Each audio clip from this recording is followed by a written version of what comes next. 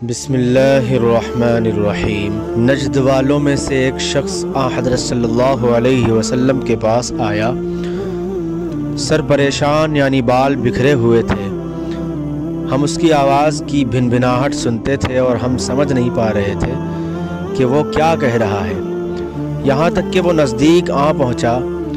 جب معلوم ہوا کہ وہ اسلام کے بارے میں پوچھ رہا ہے، حضرت صلی اللہ علیہ وسلم نے فرمایا کہ اسلام دن رات میں 5 نمازیں پڑھنا ہے۔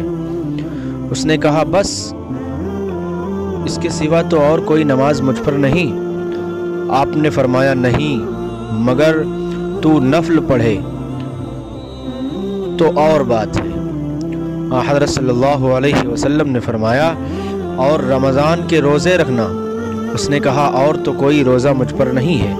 آپ صلی اللہ علیہ وسلم نے فرمایا نہیں، مگر تو نفل روزے رکھے تو اور بات ہے۔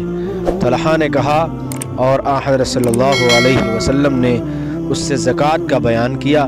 وہ کہنے لگا کہ بس اور کوئی صدقہ مجھ پر نہیں ہے۔ آپ صلی اللہ علیہ وسلم نے فرمایا نہیں، مگر یہ کہ تو نفل صدقے دے تو اور بات ہے۔ راوی نے کہا پھر وہ شخص پیٹھ موڑ کر چلا، یوں کہتا جاتا تھا قسم خدا کی میں نہ اس سے بڑھاؤں گا نہ گھٹاؤں گا۔ حضرت صلی اللہ علیہ وسلم نے فرمایا اگر یہ سچا ہے تو اپنی مراد کو پہنچ گیا۔ حضرت صلی اللہ علیہ وسلم نے فرمایا جو کوئی ایمان رکھ کر اور ثواب کی نیت سے کسی مسلمان کے جنازے کے ساتھ جائے اور نماز اور دفن سے فراغت ہونے تک اس کے ساتھ رہے تو وہ 2 قیرات ثواب لے کر لوٹے گا۔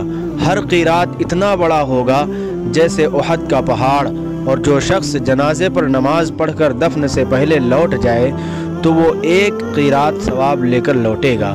روح کے ساتھ اس حدیث کو عثمان مؤذن نے بھی روایت کیا ہے۔ کہا ہم سے عوف نے بیان کیا، انہوں نے محمد بن سیرین سے سنا، انہوں نے ابو ہریرہ رضی اللہ عنہ سے، انہوں نے حضرت صلی اللہ علیہ وسلم سے اگلی روایت کی طرح۔ حضرت صلی اللہ علیہ وسلم نے فرمایا کہ مسلمان کو گالی دینے سے آدمی فاسق ہو جاتا ہے اور مسلمان سے لڑنا کفر ہے۔ حضرت صلی اللہ علیہ وسلم اپنے حجرے سے نکلے، لوگوں کو شب قدر بتانا چاہتے تھے وہ کون سی رات ہے۔ اتنے میں 2 مسلمان آپس میں لڑ پڑے۔ آپ صلی اللہ علیہ وسلم نے فرمایا میں تو اس لیے باہر نکلا تھا کہ تم کو شب قدر بتلاؤں، اور فلاں فلاں آدمی لڑ پڑے تو وہ میرے دل سے اٹھا لی گئی، اور شاید اسی میں کچھ تمہاری بہتری ہو۔ تو اب ایسا کرو کہ شب قدر کو رمضان کی 27ویں، 29ویں و 25ویں رات میں ڈھونڈا کرو۔ ایک دن حضرت صلی اللہ علیہ وسلم لوگوں میں تشریف فرما تھے کہ آپ کے پاس ایک شخص آیا اور پوچھنے لگا کہ ایمان کسے کہتے ہیں؟ آپ صلی اللہ علیہ وسلم نے فرمایا کہ ایمان یہ ہے کہ تم اللہ پاک کے وجود اور اس کی وحدانیت پر ایمان لاؤ، اور اس کے فرشتوں کے وجود پر، اور اس اللہ کی ملاقات کے برحق ہونے پر، اور اس کے رسولوں کے برحق ہونے پر، اور مرنے کے بعد دوبارہ اٹھنے پر ایمان لاؤ۔ پھر اس نے پوچھا کہ اسلام کیا ہے؟ آپ صلی اللہ علیہ وسلم نے پھر جواب دیا کہ اسلام یہ ہے کہ تم خالص اللہ کی عبادت کرو اور اس کے ساتھ کسی کو شریک نہ بناؤ، اور نماز قائم کرو، اور زکوٰۃ فرض ادا کرو، اور رمضان کے روزے رکھو۔ پھر اس نے احسان کے متعلق پوچھا۔